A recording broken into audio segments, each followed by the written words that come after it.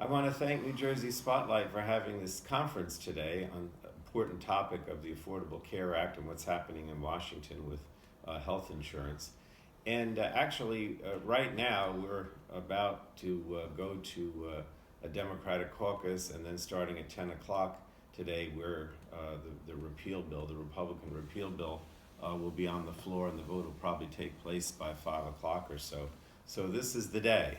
That's why I'm not with you today, unfortunately, because this is the day that we're actually voting on the repeal of the Affordable Care Act. I'm very much opposed to this repeal. I think the bill that the Republicans have put forward will devastate not only the Affordable Care Act, but the health insurance and healthcare system in the country.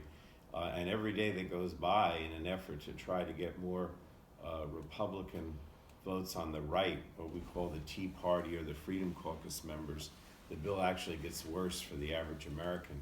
Now, let me just give you a little background on the Affordable Care Act and why it's so important, and then why this Republican repeal bill will be so devastating. First of all, I should point out that 7 years ago, when we passed the Affordable Care Act, we had a huge number of people that were uninsured.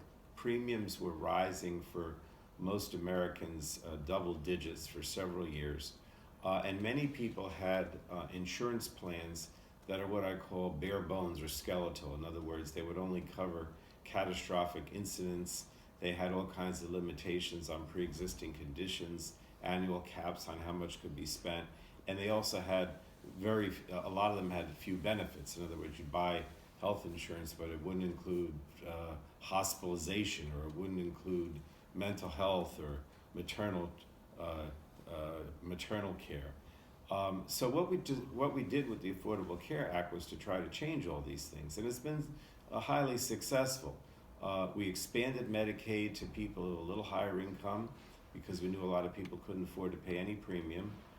We also provided for major subsidies where the federal government would help you pay your premium if your income was maybe in the somewhere between $25,000 and $70,000 per year on a sliding scale. And we guaranteed that every health insurance package had to provide certain basic benefits, including maternal health care, hospitalization, mental health care, a treatment for drugs, because we have this huge opiate crisis now that has gotten worse over the last few years.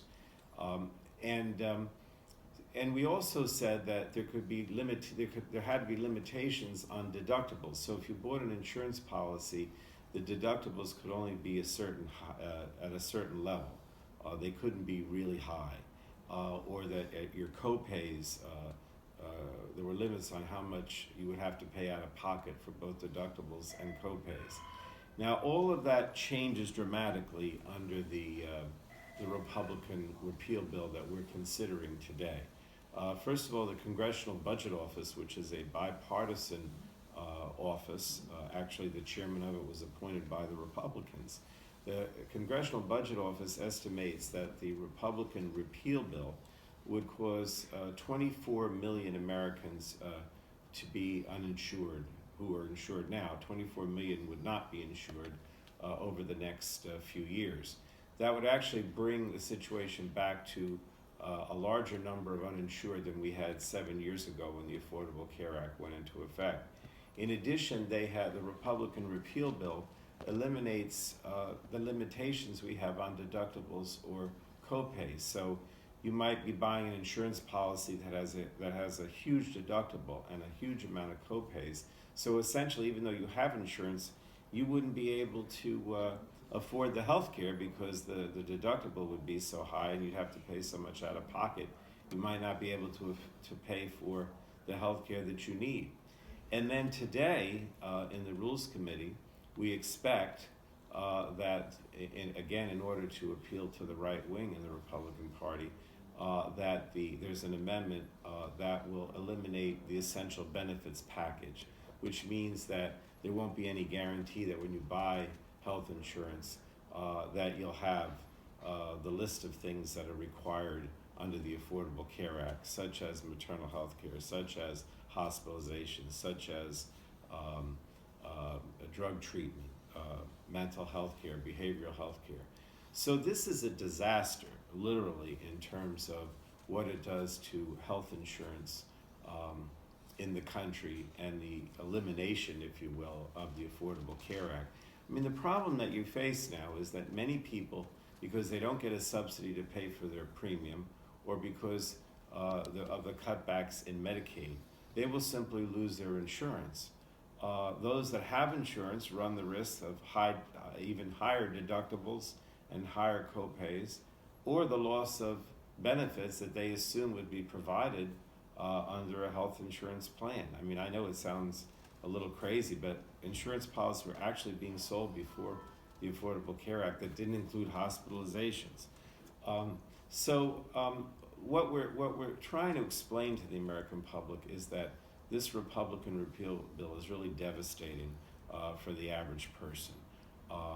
You're going to be paying more for less, huge out-of-pocket expenses, many people not having health insurance or basic benefits they would assume would be in a health insurance policy.